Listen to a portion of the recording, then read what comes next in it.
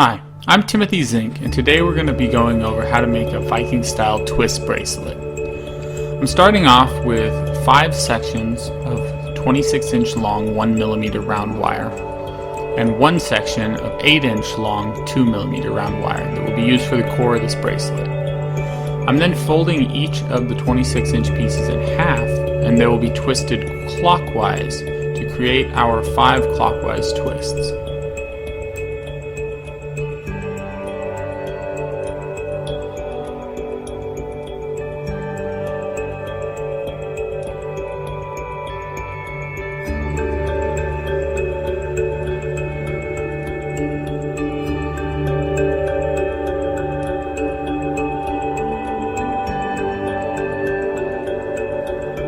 When you're setting these up in the drill, you want to make sure the wire is very tight. If the wire is loose on one side or the other, you're going to get an uneven twist, and it's going to show later on when the project's closer to finishing.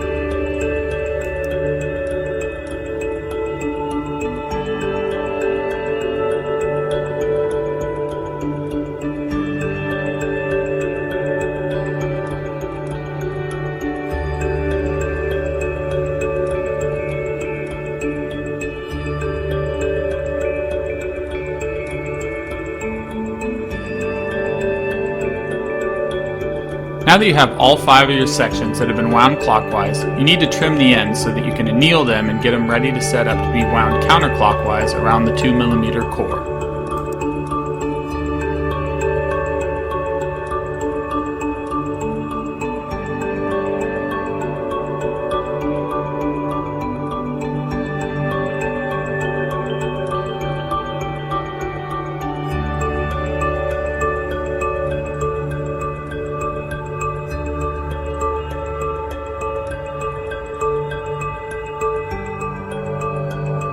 In this section, I'm just twisting them into spirals so that they're easier to deal with because I don't have a very big soldering surface available.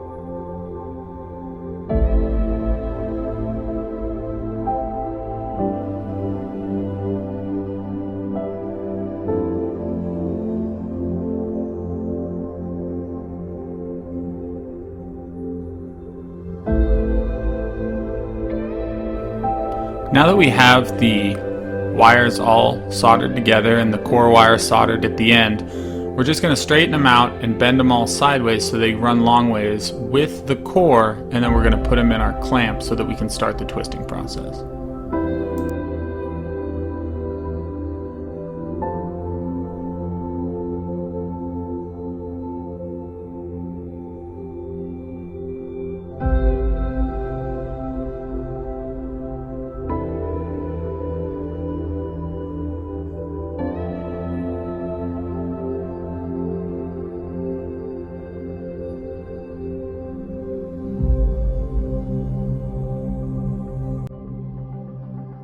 When you're getting the wires set up, you want to make sure that they're all running in the same direction. and that whenever you do get them finally stacked, you'll see here in a second, that you're always working with the wire that is furthest away from you is what you're using to tighten the twist. So you'll see I'll pull the back wire around to the right, and then I'll pull the back wire back over to the left. So the one with 3, I find it's easier if you keep 3 on one side and 2 on the other so that you don't get loose sections. And if you need, you can use flat nose pliers to tighten it up as you go every ½ inch or so.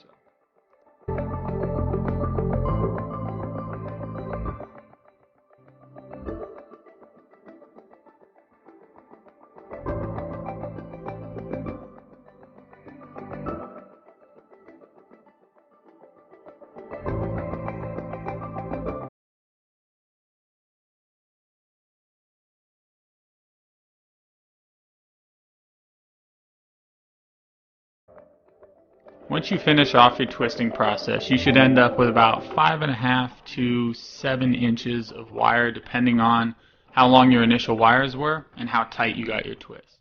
Then you're just going to trim the ends, and you need to solder on both ends. You need to get all of the wires soldered to the core on each end.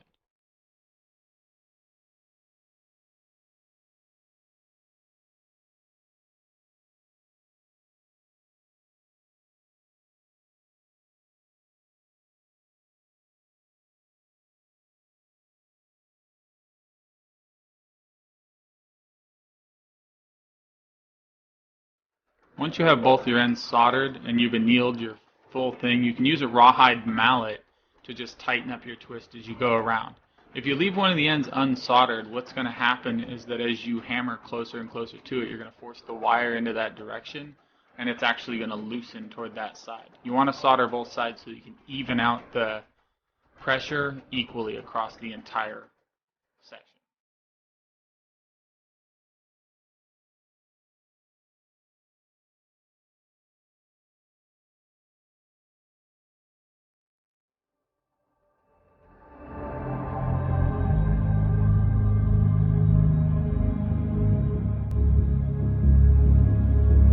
The more traditional method here is to solder a thick piece of silver to either end of the cuff and then forge it out into points.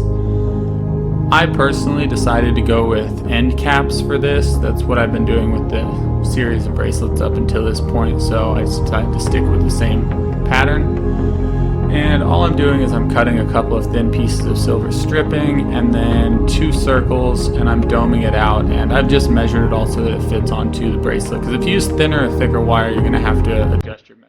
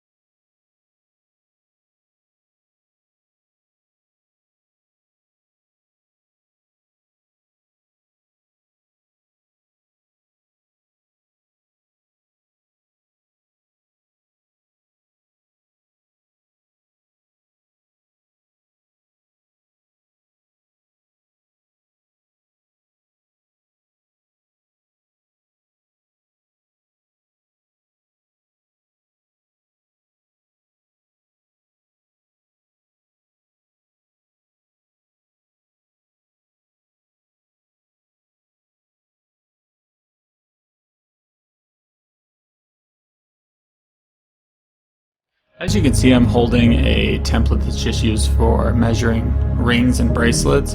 And if you've done your caps properly, if you decided to go that route, it should be hard to force them onto the ends of the twist so that they don't fall off easily. And it also, if the tighter the fit, the easier it is to get your solder to run and actually attach everything together. At this point, I'm just adding some Mighty Flux to the ends, and then also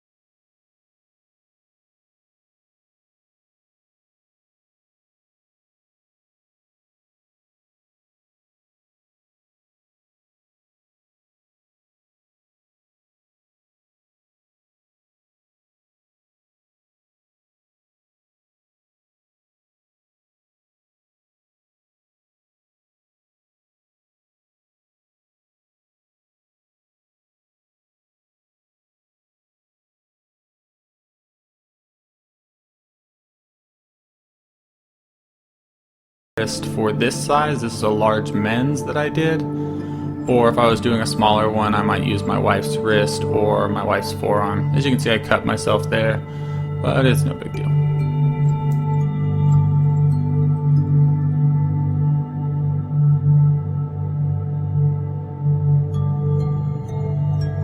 Once everything's shaped properly, I throw it in my kiln, which is, I have it on a single cycle. It ramps at 516 degrees Fahrenheit over an hour, and it goes up to 575.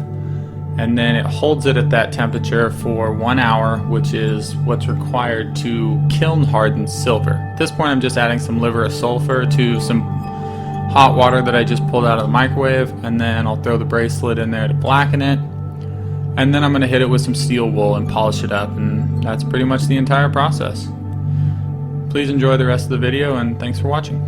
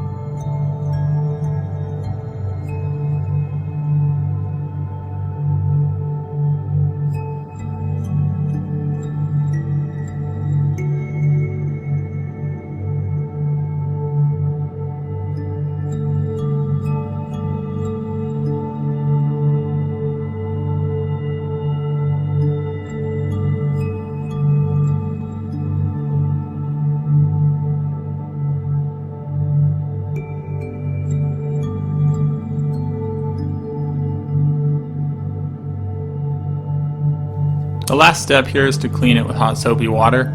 And with this technique, I've used it to make several different designs of bracelet. You can add filigree wire on every other section between the twist wires, and that gives it a look you'll see in the end picture. Or you can do smooth wires instead of twist wires, which is also in the end picture. There's 3 different bracelets, and they're all made pretty much with the same techniques. The end caps are made a little different. One has filigree balls on it, one has gemstones on top of silver caps, and the other one on the far right is the bracelet you just watched me make in this video. Thanks for watching and have a great day.